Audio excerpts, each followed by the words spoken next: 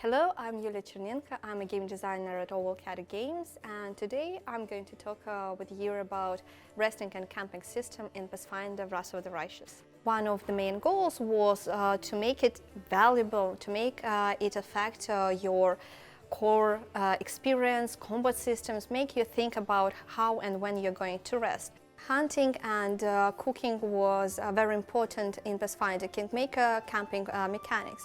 However, it doesn't really fit the narrative and the lore of camping, resting and adventuring in the Worldwound. Because in the Worldwound, you can't really find a proper living creatures. Usually if you find something living like plant or animal, it is corrupted or twisted.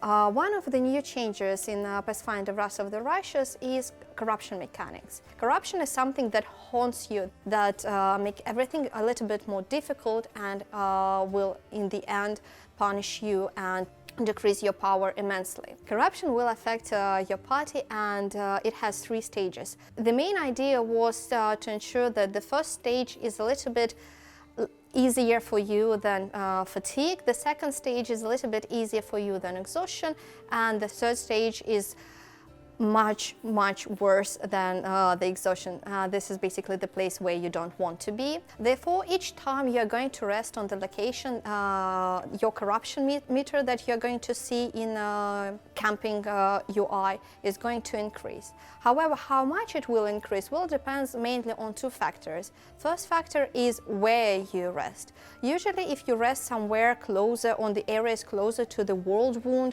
corruption meter will grow faster because, well, you are closer to the eye of the storm, basically, of this corruption. And if you rest further from it, then the corruption meter will fill in slower. And the second thing that affects how the corruption meter increases is your divine services. So we've created a new role, divine services, either yourself or your companion who is proficient in lore religion. And before resting, this person will perform some kind of divine rituals that will decrease the growth of corruption. However, it will never ever decrease the growth of corruption to 0. It still will grow. You cannot really escape it. However, if you want to somehow cleanse yourself from the corruption, you can always go to the hubs.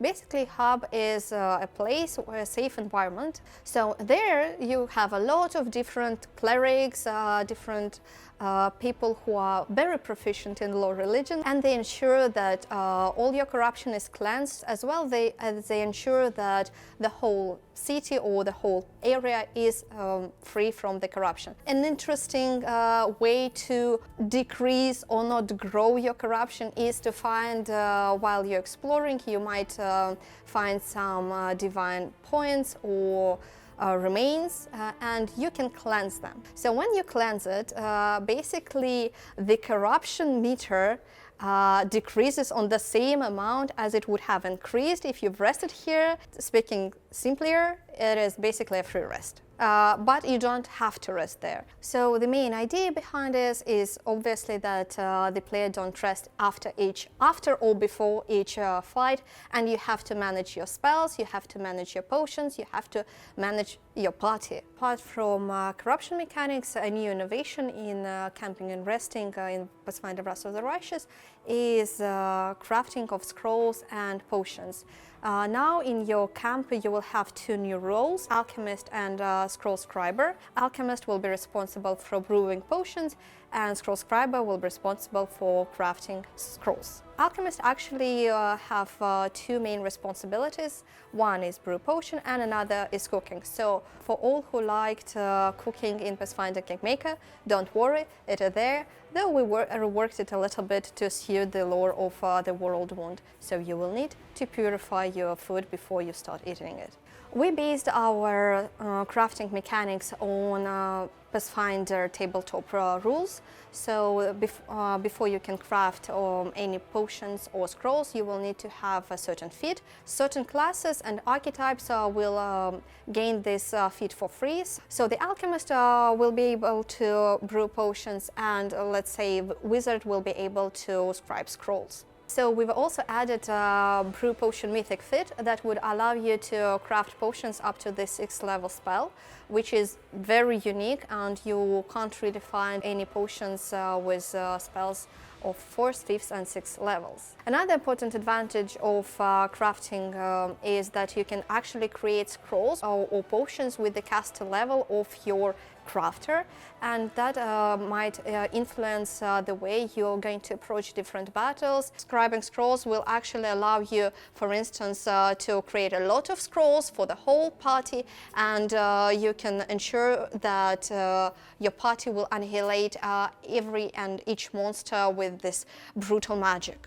Camping and resting is not just about preparing for the next big battle, but it's also about chilling and getting to know your companions a little bit better. So, as in Pathfinder Kingmaker, during rest, your companions will have small dialogues or banters around the fire, which will show you the complexity of their characters and how they feel about each other. Camping and resting are often neglected in CRPGs, and in Pathfinder Wrath of the Righteous we wanted to approach it differently, to increase the player's immersion in surviving and harsh realities of the Worldwound. Hopefully the system will really help the player to immerse with this world and understand the hardship that their character are going through in this unfriendly and demon-infested area. So we have more information about Wrath of the Righteous coming up, so stay tuned, like and subscribe.